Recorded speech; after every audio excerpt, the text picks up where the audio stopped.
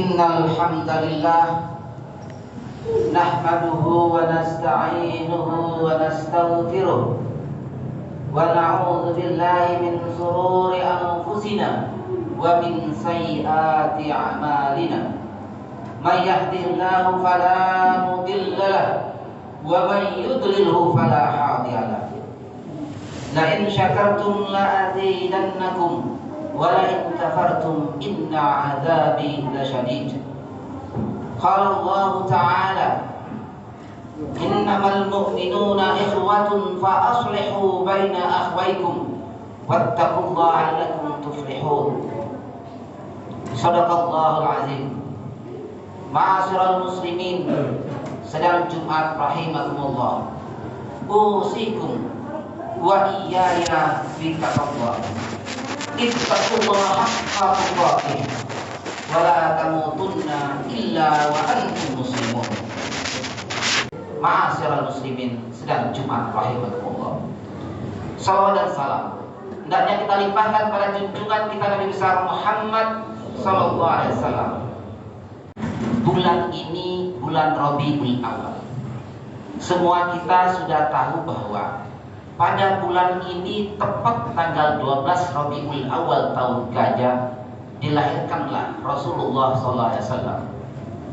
Esensi mengingat Maulidin Nabi, lahirnya Rasulullah SAW, adalah untuk menteladani Rasulullah SAW. Bukan bergembira, tapi harus menteladani sikap perilaku Rasulullah yang tercermin dalam hadis Rasulullah SAW. Qaulan, fi'lan, takriran, wasifatan. Semua perilakunya, perkataannya, sikapnya, ucapannya, semuanya harus kita teladani. Itulah esensi untuk mengingat hari kelahiran Rasulullah SAW. Rasulullah SAW yang harus kita figurkan dari sisi akhlakul karimah, sebagaimana dalam hadis Rasulullah SAW diriwayatkan Imam Baihaqi, innama bu'itsu liutammima makarimal akhlak. Saya diutus oleh Allah untuk memperbaiki akhlak kaum kafir Quraisy dan akhlak manusia. Itu esensinya. Artinya mengingat Maulidin Nabi adalah mencerminkan perilaku kita harus mencontoh Rasulullah dari semua aspek kehidupan. Bagaimana Rasulullah membangun rumah tangga sakinah mawaddah warahmah. Ketika Rasulullah memanggil istri tercintanya Aisyah, ya Umairah, hai kemerah-merahan, yang menunjukkan rasa kasih sayang dan cinta yang dalam terhadap istrinya. Bagaimana Rasulullah membangun tetangga yang baik.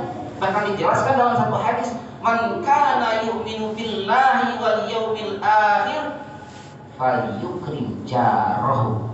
Barang siapa yang mengaku dirinya beriman kepada Allah dan hari akhir, hendaknya menghormati tetangganya. Ini akhlak Rasulullah. Bahkan dicerminkan lagi dalam satu hadis, man kana yu'minu billahi falyakul khairan aw liyasmut.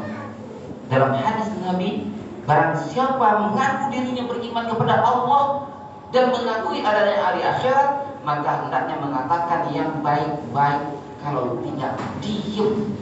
Artinya kita tidak dibenarkan untuk menggunjing orang lain. Itulah akhlaknya Rasulullah SAW. Ma'asyiral muslimin, sedang Jumat rahimakumullah. Bagaimana akhlaknya Rasulullah dalam masjid?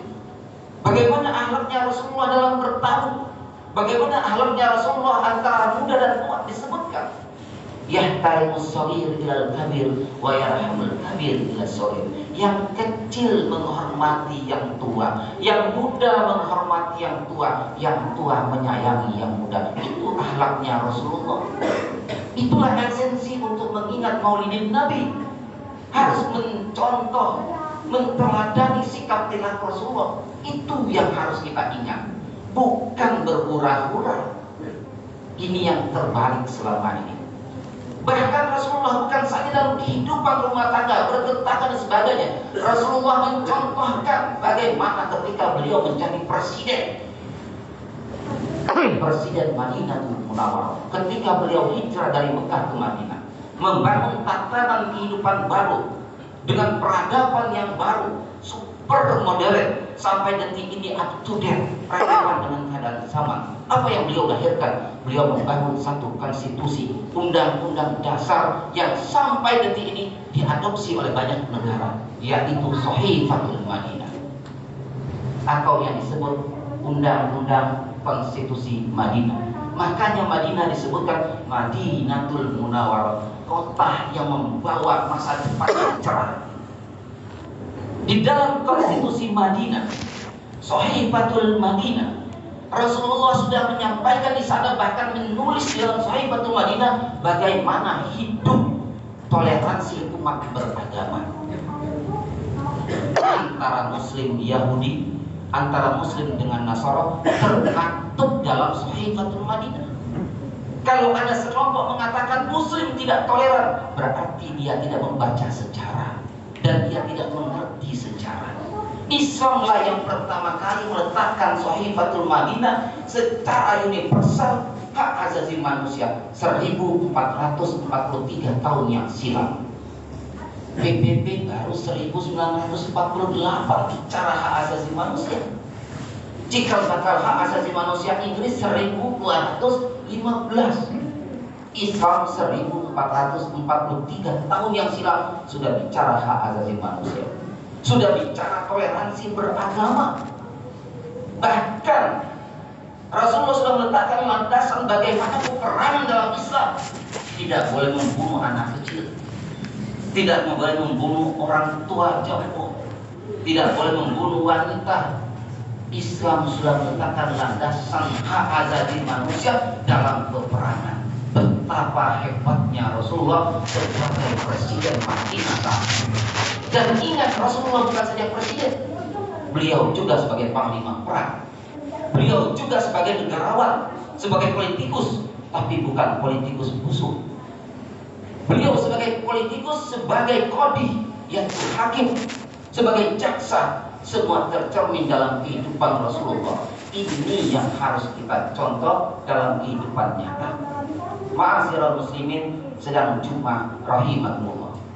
Oleh karena itu Rasulullah mengingatkan umatnya di dalam satu hadis, ketika Anda ingin mendapatkan satu jaminan perlindungan Allah pada hari kiamat, kata Rasulullah, maka Anda melaksanakan 7 hal, yaitu imamun adilun, jadilah pemimpin-pemimpin yang adil. Karena ketika Anda menjadi pemimpin yang adil, Anda akan mendapatkan jaminan Allah di padang mahsyar, mendapatkan perlindungan. Tidak ada perlindungan, jaminan siapapun, tidak ada garansi dari orang yang tercinta sekalipun, bahkan dari pejabat sekelas menteri sekalipun, atau pejabat sekelas jaksa agung sekalipun, tidak ada jaminan. Jaminan yang Allah berikan bagi mereka yang berlaku sebagai pemimpin-pemimpin yang adil. Bagaimana pemimpin yang adil? Rasulullah contohkan. Pemimpin yang adil adalah pemimpin yang berjalan dalam landasan Al-Quran dan Sunnah. Bagaimana kita mengatakan bahwa dia adalah muslim berlaku adil? Tidak bisa, karena tidak sesuai dengan landasan Al-Quran dan Sunnah. Kalau ada sekelompok orang mengatakan dia muslim tapi tidak adil, dia non muslim tapi adil, ini narasi yang dibangun yang sudah salah. Bagaimana dia non muslim untuk adil sementara dia tidak pegang pada Al-Quran dan Sunnah? Narasi yang dicekokin untuk umat, sehingga bagi manusia, bagi masyarakat, bagi umat Islam yang Islam abangan, Islam setengah-setengah, terpengaruh dengan paradigma berpikir yang salah oleh kaum liberalisme, sekularisme yang menghancurkan akidah umat Islam. Maka Rasulullah mencontohkan di negara Madinah, membangun persatuan antara umat beragama. Kalau ada orang mengatakan kalau Islam itu berdiri tegak di negara Indonesia, kalau hukum Islam berdiri tegak di negara Indonesia, non muslim akan diusir, itu adalah pemikiran yang salah besar. Bahkan ini orang yang tidak mengerti dalam sejarah Islam. Bagaimana kaum Yahudi hidup damai di Madinah di bawah kekuasaan Rasulullah? Bagaimana kaum Nasrani hidup tentram di Madinah, damai tentram di Madinah di bawah kekuasaan Rasulullah SAW? Bahkan Rasulullah mengingatkan kepada sahabat-sahabatnya, jangan sekali-kali menyakiti kafir zimmi. Kalau Anda menyakiti mereka berarti sama dengan menyakitiku. Siapa itu kafir zimmi? Orang non-muslim yang tidak memusuhi Islam. Orang muslim yang hidup damai bersama dengan orang Islam, hidup bertetangga. Tidak boleh kita musuhi, apalagi kita perangi. Kita musuhi mereka, merangi mereka, sama dengan menyakiti Rasulullah SAW. Rasulullah ingatkan dalam hadisnya itu, ma'asyiral muslimin, sedang Jumat rahimakumullah. Yang kedua, kata Rasulullah SAW, kalau Anda ingin mendapatkan perlindungan Allah pada hari kiamat, rajulun nasa'a fi ibadatillah, pemuda yang selalu mendekatkan dirinya kepada Allah Subhanahu wa taala. Ma'asyiral muslimin, dengan semakin majunya teknologi, semakin menjauhkan umat dari akidah, bahkan semakin menjauhkan umat dari tempat-tempat ibadah. Inilah tugas berat kita orang tua. Padahal Rasulullah SAW memberikan pemuda-pemuda yang mendekatkan diri Allah, mendekatkan diri kepada Allah, dia akan mendapatkan perlindungan Allah pada hari kiamat. Bagaimana dahsyatnya padang mahsyar, bagaimana dahsyatnya hari kiamat, dijelaskan dalam Al-Quran. Al-Qari'ah mal-Qari'ah wa ma adraka mal-Qari'ah yauma yakunun nasu kal farashil mabsus. Hari kiamat itu batu-batuan berterbangan bagaikan kapas satu sama lain, saling tabrak-tabrakan. Betapa dahsyatnya hari kiamat. Tapi Allah memberikan jaminan bagi pemuda-pemuda yang dekat dengan Allah. Ma'asyiral muslimin, yang ketiga kata Rasulullah, kalau ingin mendapatkan perlindungan pada hari kiamat, Rasulullah berikan contoh teladan yang baik dan disampaikan kepada umatnya, yaitu apa? Rajulun qalbuhu mu'allakun fil masajid. Orang yang hatinya selalu memakmurkan masjid, selalu sholat 5 waktu di masjid kalau dia mukimin. Siapa itu mukimin? Orang yang berdomisili, orang yang tinggal di tempatnya. Maka umat kalau sepakat dan kompak memakmurkan masjid, saya rasa tidak akan ada percekcokan, permusuhan satu sama lain. Karena apa? Pertama kali yang dibangun Rasulullah SAW pasca hijrah, ketika awal hijrah dari Mekah ke Madinah, Rasulullah membangun satu peradaban baru melalui masjid, yaitu Masjid Ussisa ala Taqwa yang dikenal dengan Masjid Quba. Peradaban baru dibangun oleh Rasulullah dari masjid. Ekonomi dibangun di masjid, politik dibangun di masjid, peradaban dibangun di masjid. Jadi salah kalau orang bicara politik nggak boleh di masjid, salah. Karena Rasulullah berpolitik di masjid. Rasulullah membangun ekonomi di masjid, membangun peradaban di masjid, membangun masyarakat berperadaban di masjid. Yaitu masjid Quba Ussisa ala Taqwa. Ma'asyiral muslimin dengan rahimakumullah. Yang keempat kata Rasulullah, kalau Anda ingin mendapatkan perlindungan Allah pada hari kiamat, yaitu rajulun ja'at imra'atan dzatu mansibin wa jamalin faqalat inni akhafullah.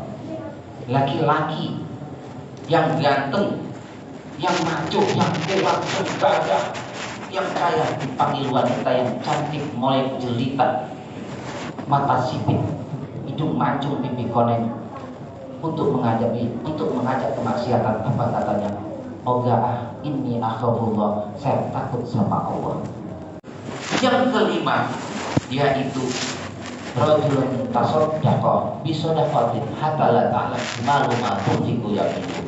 Orang yang selalu bersedekah, tangan kanan bersedekah, tangan kiri tidak mengetahui. Artinya betul-betul bersedekah karena Allah.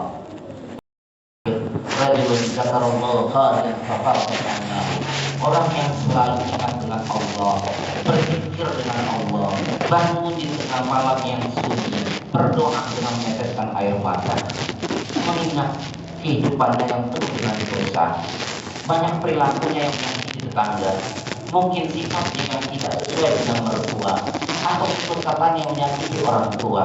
Dia menangis bertobat kepada Allah untuk minta ampun. Orang inilah yang akan mendapatkan perlindungan Allah. Ma'asyiral muslimin dan jemaah rahimakumullah. Barakallahu li wa lakum bil Qur'an.